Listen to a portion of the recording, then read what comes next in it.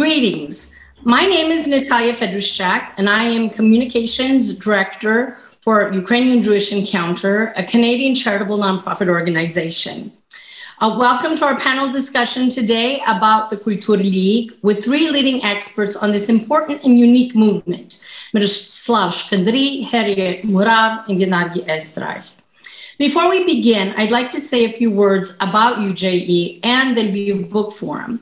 UJE was launched in 2008 with the goal of strengthening mutual comprehension and solidarity between Ukrainians and Jews, two peoples who have lived on the territory of modern-day Ukraine for over a millennium.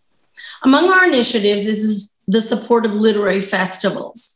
These fairs have offered participants the opportunity to engage in a broad interethnic dialogue by discussing publications supported by UJE, as well as those books that strengthen and affirm the values that we share. A principal partner for us is the Lviv International Book Forum, Ukraine's largest literary festival. For 8 years now, we've enjoyed exploring a wide range of books dedicated to the Ukrainian-Jewish relationship. Typically, this education has taken place in auditoriums large and small in the beautiful Western Ukrainian city of Lviv, designated as the UNESCO City of Literature, and in the Ukrainian language. Last year, as many festivals and events moved online, we introduced an English language panel at the festival. This has allowed us to bring the Book Forum and UJE's program and ideas to a wider audience. Today's discussion will focus on a new English language book that is still in process about Kultur-Lige. I'm honored to introduce the participants of this panel who are actively engaged in this new volume and really are very great minds on this subject. Dr. Myroslav Shkandrij is Professor Emeritus at the University of Manitoba's Arts Faculty in German and Slavic Studies. He has published works on the cultural and political history of Ukraine, the avant-garde, nationalism, Ukrainian-Jewish relations, Ukrainian-Russian relations, and post-colonial theory. Dr. Shkandrij was a jury member last year in the inaugural year of a new UJE initiative, Encounter the Ukrainian Jewish Literary Prize. Dr. Harriet Murav is professor in the Department of Slavic Languages and Literatures and the program in Comparative and World Literature at the University of Illinois at Urbana-Champaign. In addition to studies of Dostoevsky and Russian law and literature, her new research is Archive of Violence, the Russian Civil Wars, and the Literature of Abandonment. Dr. Murav is editor of the Slavic Review. And Dr. Gennadiy Estriakh is clinical professor at the Arts and Science Department at New York University. His fields of expertise are Jewish intellectual history, Yiddish language and literature, and Soviet Jewish history. It should be noted that Dr. Estriakh was managing editor of the Yiddish literary journal Sovietisch Heimland, Soviet Homeland, from 1988 to 1991. So, Kultur-Lige was an incredibly important movement for advocates of Yiddish. But many people, and I'm sure many of our viewers, don't know what it is. And so I'd like to begin with a very basic question. What was Kultur-Lige and why was it important? And I think, Dr. Estriakh, I would like to address that question to you. And if you could give us a short explanation of Kultur-Lige. Thank you. So the Kultur-Lige was established in 1918, in the very beginning of 1918 in Kyiv. And the idea of the League was actually, it came from an attempt or various ideas about building a secular Jewish nation. And a secular Jewish nation, it was also one of the important parts of the project is what can be called as a substitution, to substitute religion with something else. And the something else was supposed to be the high culture.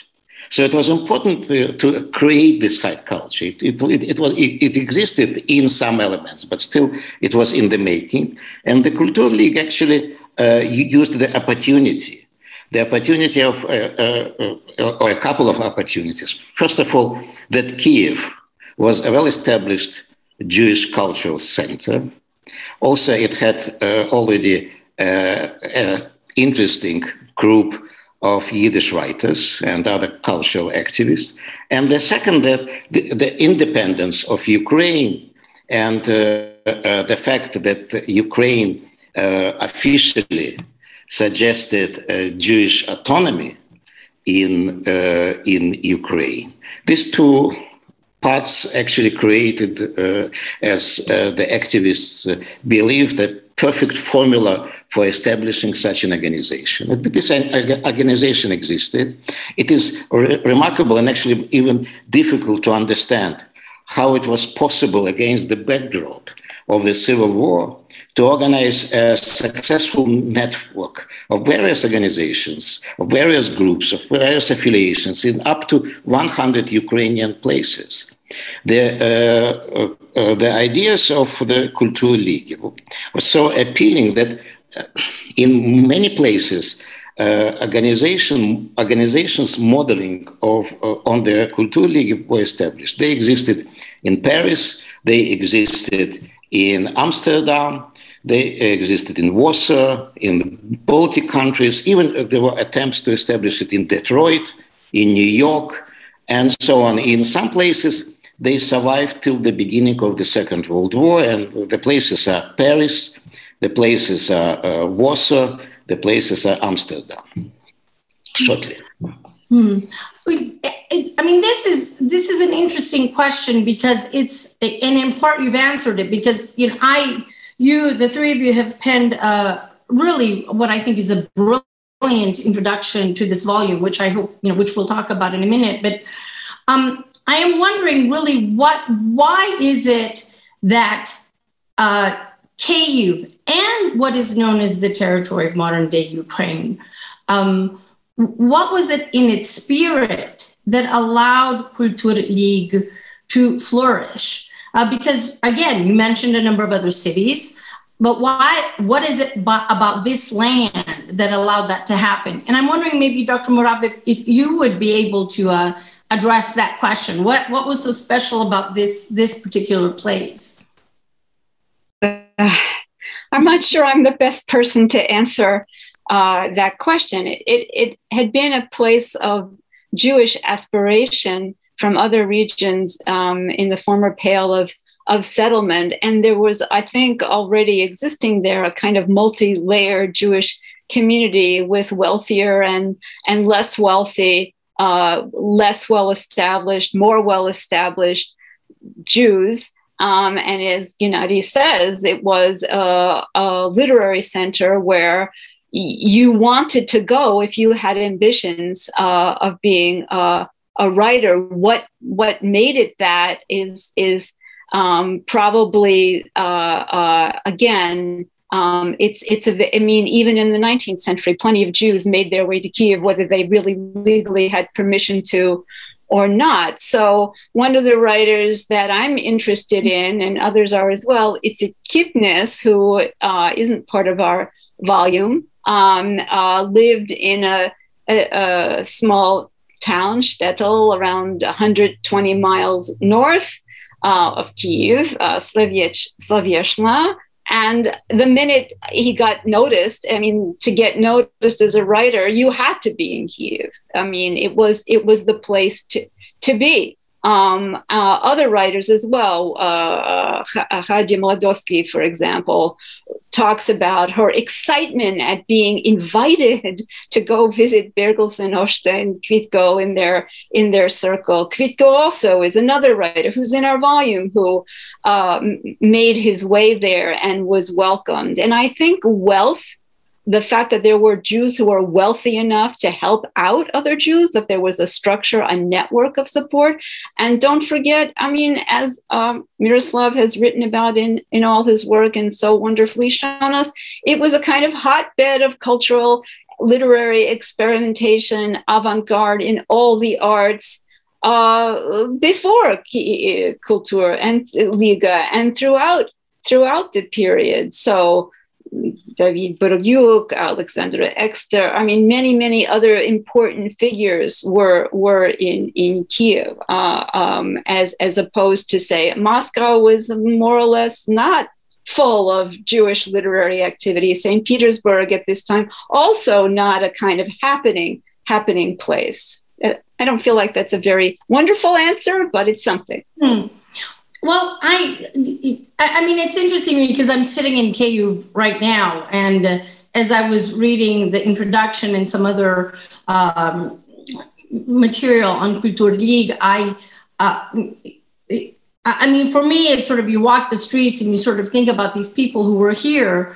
And if we look at the volume that you're now working on, I'm wondering maybe, Dr. Shkandrij, you could give us an idea of what the book will entail. And I would also then ask if each of you would sort of talk about your specific essays within this book and within that would provide a larger context for the understanding of Kultur-Lige. So perhaps, Dr. Shkandrij, you could give us that framework. Well, one of the interesting things about Kultur-Lige for me was the fact that although technically it sort of ceased to exist in 1920, aspects of the Kultur-Lige continued. So in Kyiv, there was an art school that continued.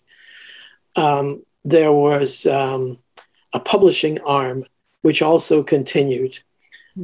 Parts of the Kultur-Lige in different parts of Ukraine, had their own life. And the importance for me, or the amazing part of the story for me, is how multifaceted was the work they did. They left a legacy not only in literature of Yiddish, but also in the world of art, particularly and surprisingly perhaps in the avant-garde, modernism avant-garde art, which is the work they produced in Kyiv, remains to this day highly admired, particularly the graphic art. But there's also music, about which we until now have known very little. So the articles in the collection focus on the culture, different aspects of the cultural production, but they also focus on education, on music, on art, on different aspects that have been underrepresented. And my own interest in this particular group came out of my study of the so-called cultural renaissance of the 1920s in Ukraine. As almost everybody now knows, this was an attempt to create a new, modern, urban Ukrainian culture, but also one that drew on a past, even looked for archetypes of past Ukrainian cultural production. And I was struck by the fact that the Kultur-Lige was doing something very similar. It was definitely determined to be new, to create a new culture, a modern culture, a culture that was, on a level with what was happening in other cultures in Europe. But it was also focused on being Jewish. And what does that mean? Well, for them, it meant looking at the past and drawing the best from the past, but also looking at the kind of graphic art, the kind of design, the kind of obsessions that Jewish people had in the past. And I found this parallel fascinating. So to me, it was amazing that in Kyiv, both these groups, in their different cultural spheres, were doing something very similar, or were driven by a similar inspiration. And in fact, they had contacts, quite a lot of contacts between them. So that's where I came into this. And I think the volume tries to explore these different dimensions of the Kultur-Lige and its association to some degree with other people, other cultures in the city.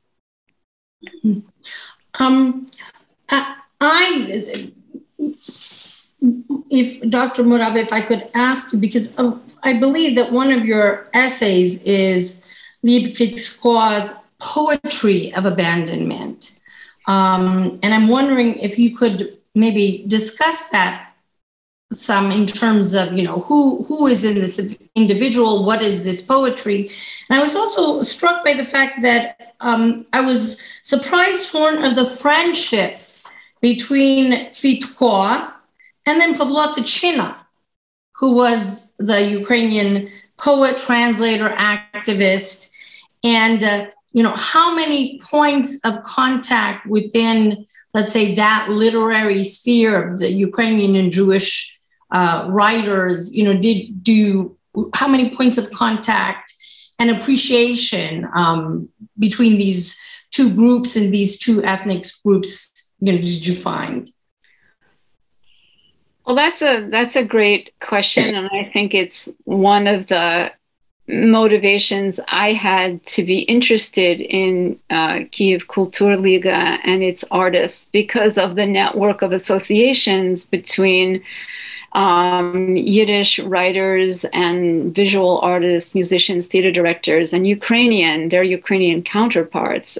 And so the thing that brings all of these figures and their work together for me in such an exciting way is this combination of, you know, bombs are falling, you know, our army might be attacking, you know, the town that you lived in, or there might be insurgent groups. There's a war. There are many wars going on right now. You know what we ought to do?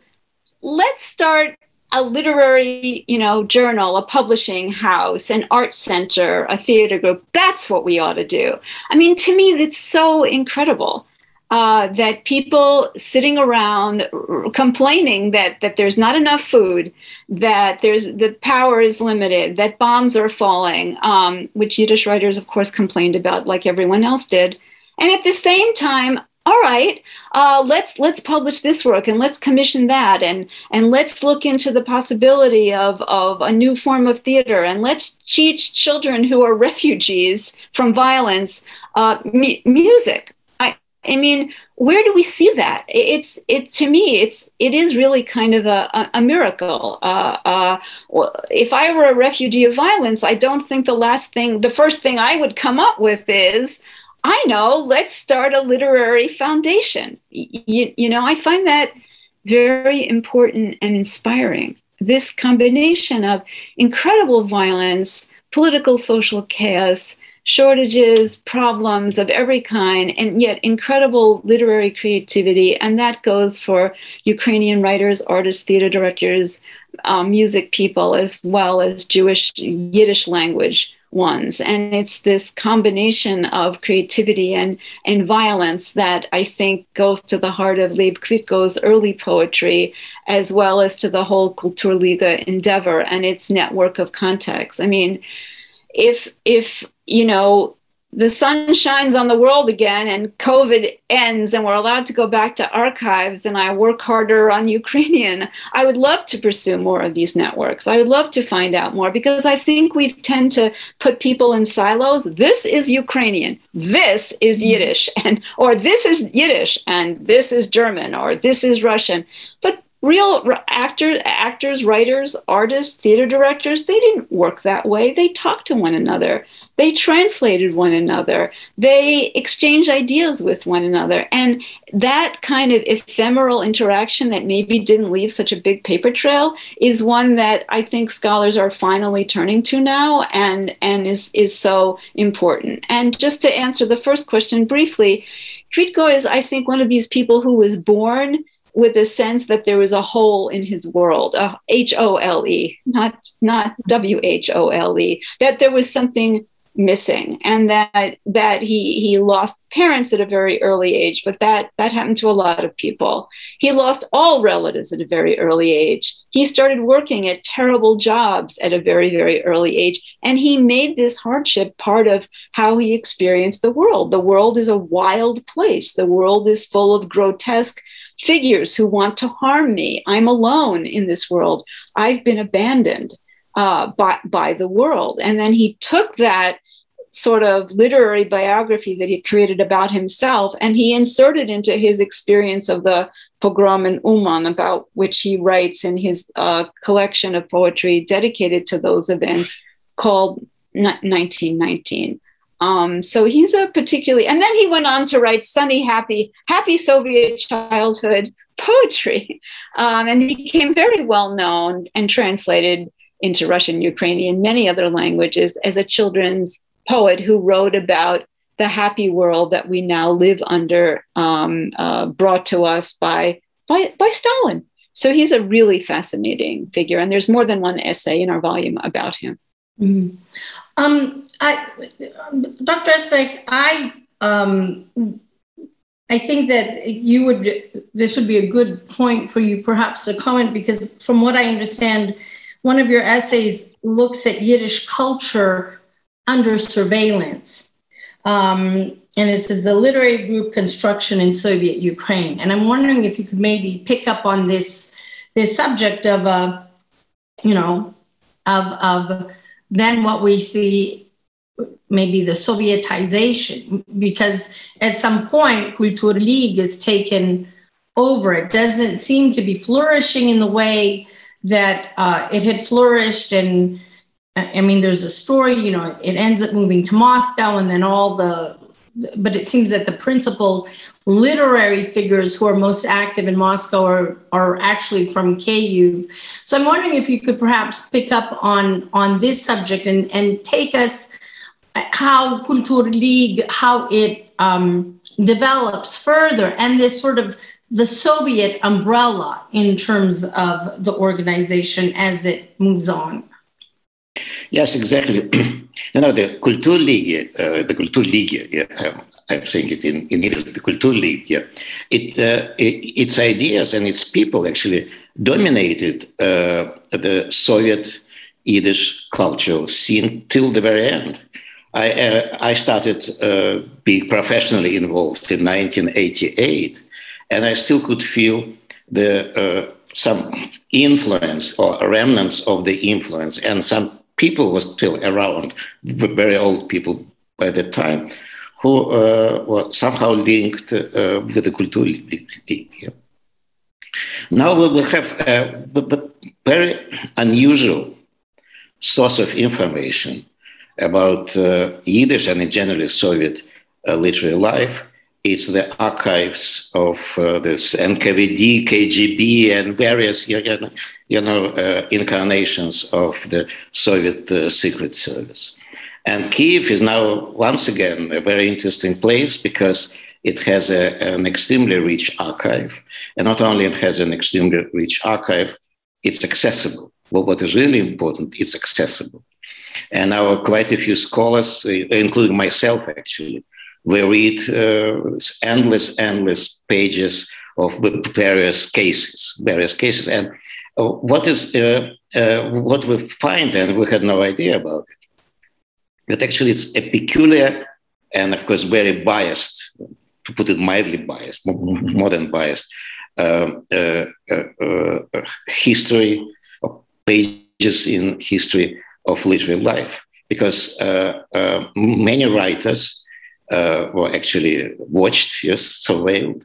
And also what was really, when they would be arrested, they would be created a literary commission, almost always, a literary commission, that other writers and other literary specialists would analyze their writings. And then the writer could send a piece of or a report that rejected some accusations, and once again there would be accusations. So it is a kind of a literary process, a horrible literary process, but that is documented. And given the fact that we know very little about Yiddish literary life. We know there published poems, there published novels and so on, but the insights, because there are only a handful of memoirs written. Usually people didn't survive, to write memoirs, so we're afraid to write memoirs. So we have this source of information. And really, the ideas of the Kultur-Lige, they, as I mentioned before, they continued to dominate in various forms during the entire Soviet period. And actually returning to what Harriet just mentioned and discussed, the paradox is that the most intensive cooperation with Ukrainian writers took place during the Soviet period. Took place because they belonged to the same writers' union. They were in the same framework. It was the same writers' union. People who belonged to the Communist Party were members of the same party cell. They participated in the same meetings. They would be elected into same governing boards. They also actually were neighbors, because first in Kharkiv, there was built in the late 1920s an apartment building for writers. Then a similar building was built in 1934, and later it was developed in Kyiv, that still exists, and it is historically known as Rolit, Робітник літератури. Yes. So they were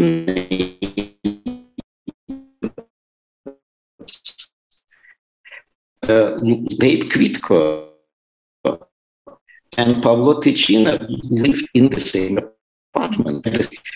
Tychina took lessons of Yiddish, and his teacher was the same teacher. So that Kvitko was arrested, and as we know, he was executed in August 1952. He helped his family, his wife, in a way in which it was possible and not very dangerous to help. And we find many examples of cooperation. We find many examples when people couldn't stand each other, not because one of them was Ukrainian and another one was Jew, but quite often, in the literary circles, being just neighbors. Yeah, well, sometimes his wife became someone's wife. Yeah, so it or the other way around. So it was just human relations. But the cooperation, it is still a heavily under-researched field. Mm-hmm. And more efforts are needed actually to continue this research. And we find some information about cooperation in general, about the climate, also in the files that are now accessible.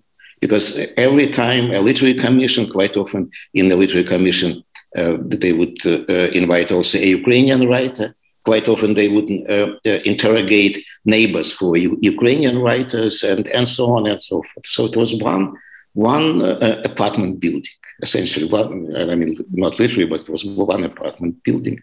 The literary life in Ukraine. And also writers who started their literary life in Ukraine and later lived in Moscow or elsewhere, or in Birobidzhan, for example. And also, let's not forget that for a long period of time, a relatively long period of time, Kharkiv was an important literary center.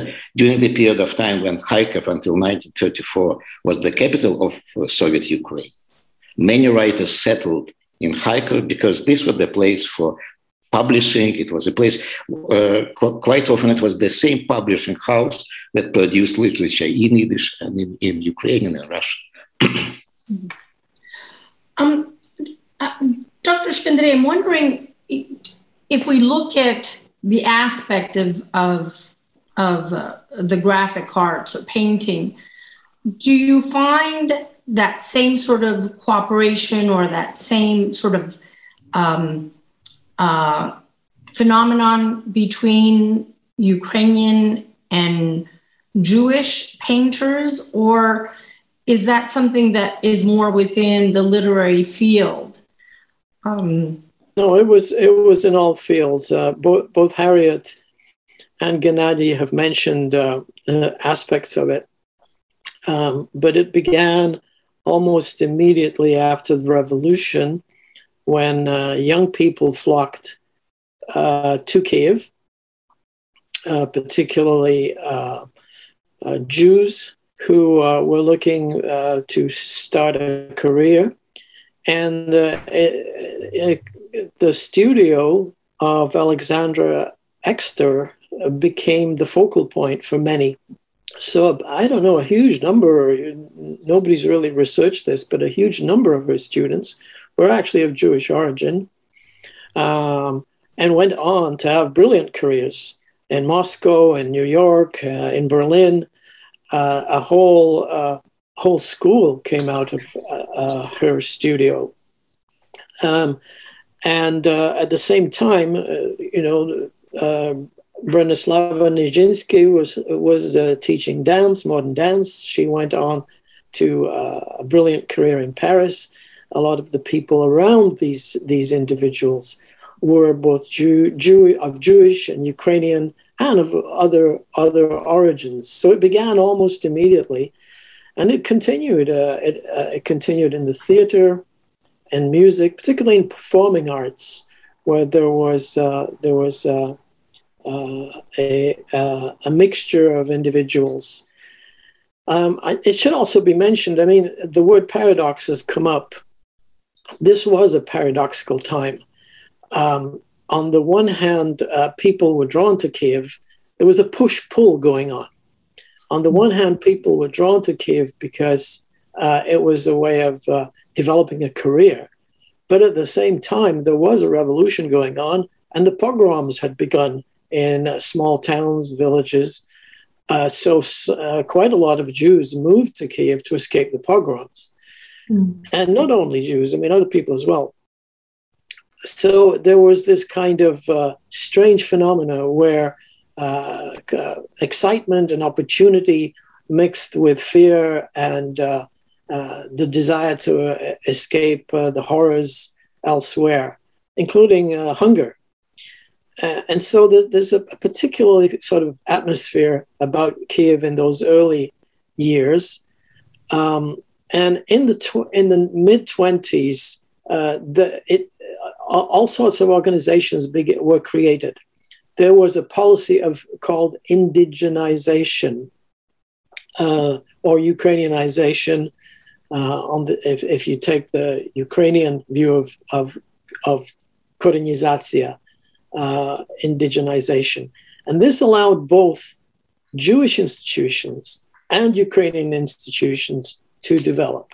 So, schools, university courses, institutes, cultural institutes, archives, they were developed both by the Jewish community and by the Ukrainian community. And that's one other, in scholarship, that's just another aspect of the interaction and cooperation between these two groups.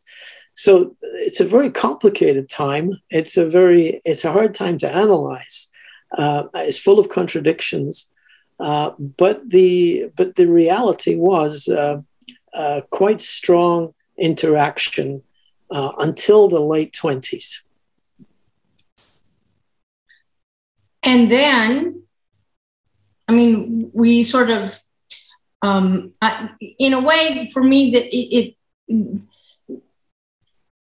there's a certain sorrow, I think, as I was reading the introduction to this volume about, it seems that things just, they changed. And I'm wondering what really brought about sort of the end of the Kultur-Lige. I mean, were these events? Was it an attitude? Was it, people seeing things in two different ways?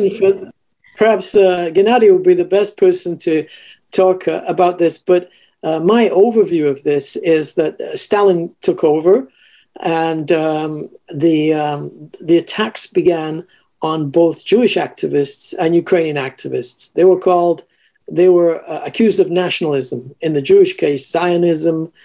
I mean, these attacks had begun earlier, but the waves of attack became much more intense. You had mass arrests, you had show trials already in the late 1920s, and there was great fear that the party would lose control of Ukraine. So that is when the screws began to be tightened in a serious way. And many of these organizations that I mentioned in scholarship, in literature, in the arts, were liquidated, were stopped, were prevented from developing. So I call it the second Stalinist revolution. It was a different world after Stalin took over, and his revolution was, in my view of things, a counter-revolution. It was a bringing to an end of the revolutionary developments, the great hopes for not just a national renaissance in Jewish life and Ukrainian life, but of greater democratization, of a greater, an openness to the communities and their ability to develop. Would either, Dr. Estriakh, Dr. Murav, would either one of you want to comment on this sort of the we'll call the end of Kultur-Lige? It depends what we call the end. Yeah. Mm-hmm. Because strictly speaking, institutions with the title Kultur-Lige existed until 1931, more or less, in different forms. For example, the publishing house under this title existed in Kiev until 1931. And there were other institutions, and some institutions survived under a different name. Say the Central Jewish Library survived until the beginning of the war. Yes, so there were schools, the whole network of schools, and to a significant degree, Yiddish schools, Yiddish language schools in Ukraine were developed during the Soviet period on the basis of the schools initially established during the time of the Kultur-Lige. Yes, so they existed also until 1938. But Myroslav is, of course, right that it was a different climate. It was a different state. In 1918, a writer in Kharkiv, a Yiddish writer, he published it under the byline Ben Yaakov. His real name was Kalman Zingman, wrote a utopian novel. A utopian novel that was, as a literary piece, was horrible, but as a reflection of the dreams, it is very interesting. There is a Jewish phrase that says that the Jew who doesn't believe in miracles is not a realist. Yes, so they somehow were, the realists believing in miracles.